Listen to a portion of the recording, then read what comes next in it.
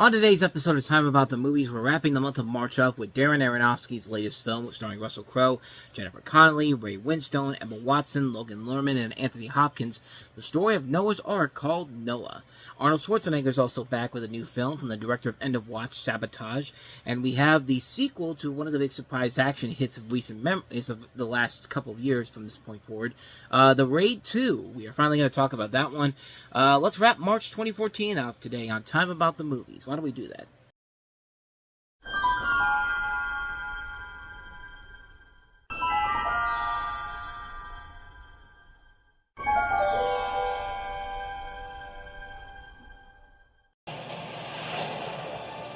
No.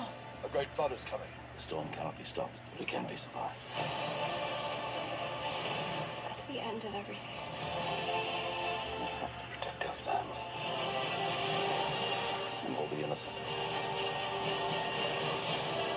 Do you want to live? Protect your mother. Protect them all.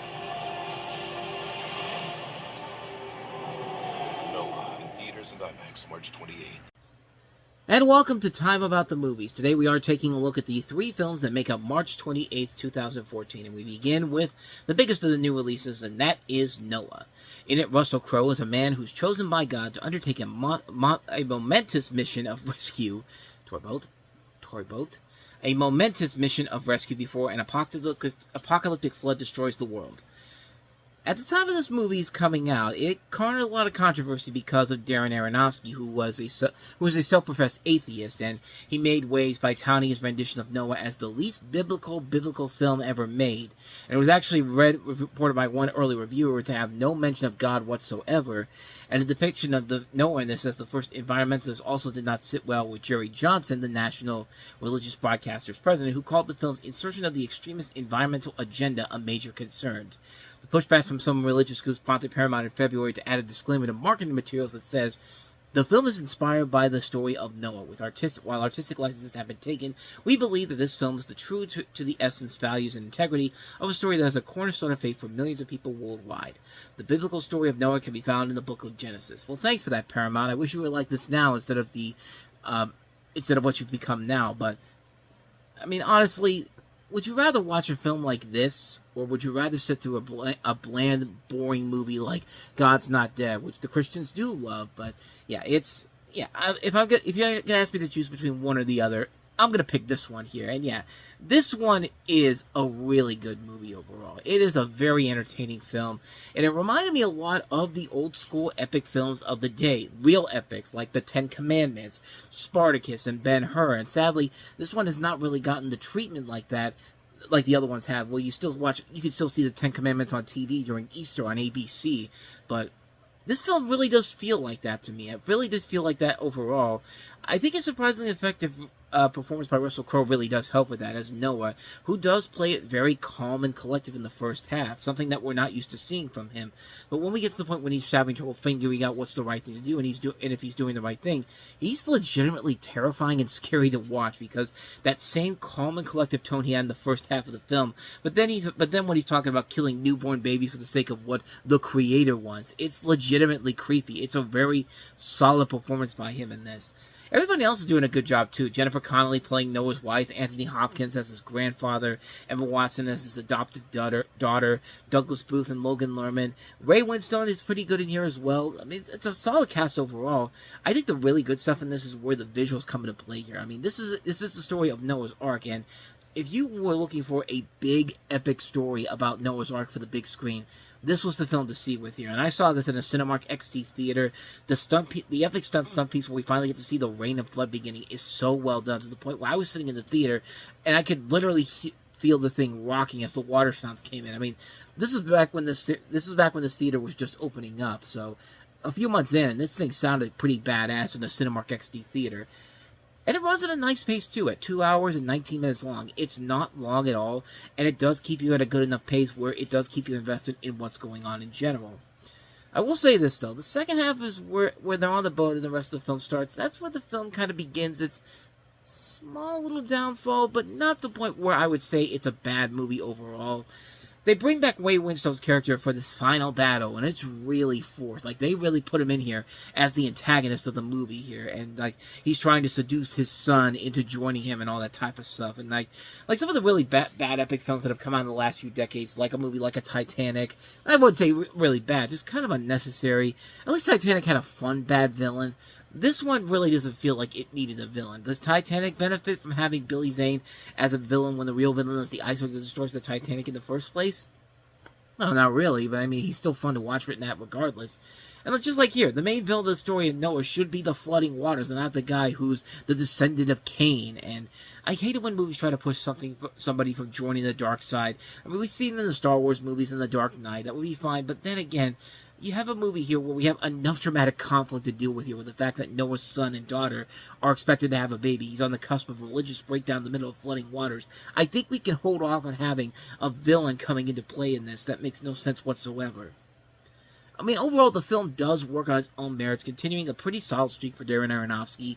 It's not a perfect film by any means necessary. It's still a good film. A lot of good performances, a good story, visual effects that keep the film flowing. It's a really good film overall. I really enjoyed the hell out of it. I thought it was a very solid film.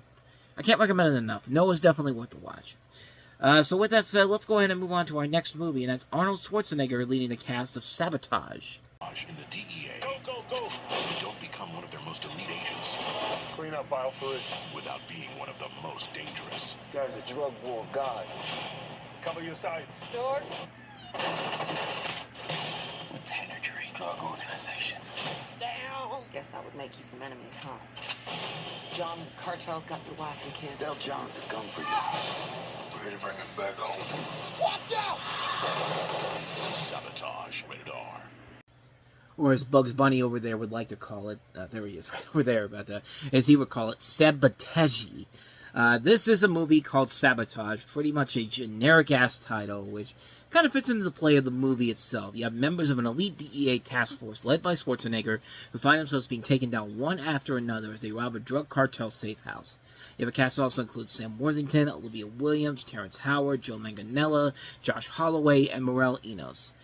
And, you know, this was just coming off of Schwarzenegger having his big return to the big screen a year ago with The Last Stand, which I still really enjoyed the hell out of that movie.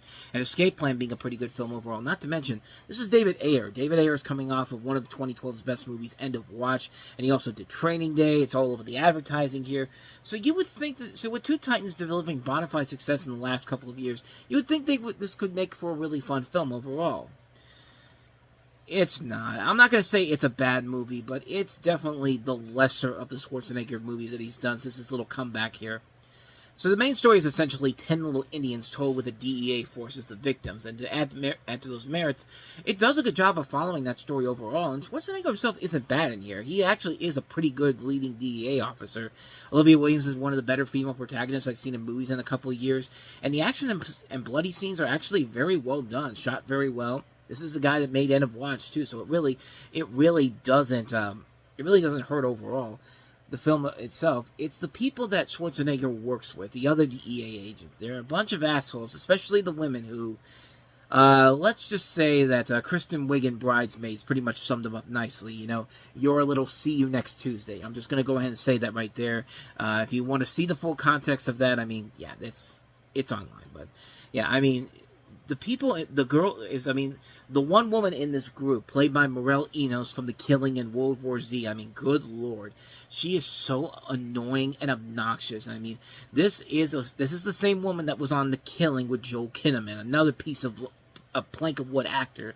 They are not good actors. They are not anybody that I believe whatsoever. They have no emotional input when they need to have it, and they just don't work as actors whatsoever. I mentioned it with World War Z. She was the worst part about that movie, and she only has one reaction, being quietly stunned, like, oh no, like, it should not be a reaction during a freaking zombie apocalypse, but in this, good lord, she's absolutely awful. I mean, she is just unbearable.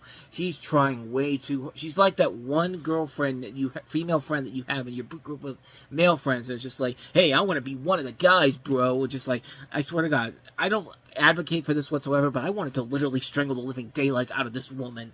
I mean, don't get me wrong, the rest of the agents are idiots too, but I don't know how DE agents are supposed to act in the middle of a situation, but I'm pretty sure they don't go around yelling random shit while doing their job. I mean, that's all they were doing during the missions and all that. Just like yelling for no reason whatsoever. It's just like, are you trying to get caught? Because that's a fucking asshole thing to do. And even the reasoning for why this whole thing is being set up is really stupid. It's one of the dumbest things ever. And it's just like, you know, it has the lamest reasons whatsoever. We did it because we wanted the money. It's just like, no, that's not a way out of your movie. That's a cop out. And yeah, that's just one of the many, many problems with the movie in general. It's a disappointment overall because you expect better with Schwarzenegger and David Ayer involved in this. But what we get is an okay action movie that felt like there was so much more left on the table. But there's stuff I liked about it, but for the talent on board, this thing should have been a whole lot better than it actually was. So that's Sabotage. Now let's go ahead and talk about an action movie that does work. Our last film that we have here, and that is The Raid 2.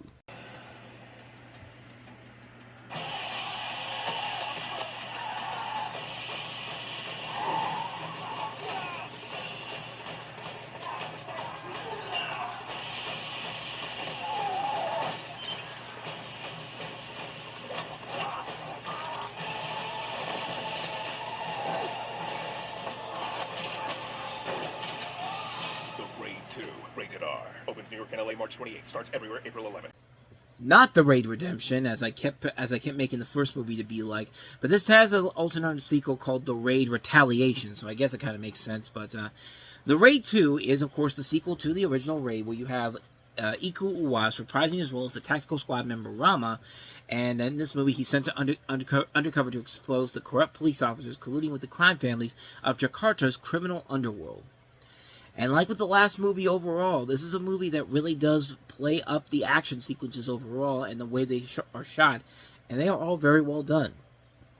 This is a really good movie, and it works because, again, you've got these really great actors in here, and you got these really impressive action sequences going on in here, as well as a story that does keep you invested throughout the course of the movie, and you do want to see what's going to happen to these people. And unlike Sabotage, you don't hate as many of the people as you do in that movie than this film.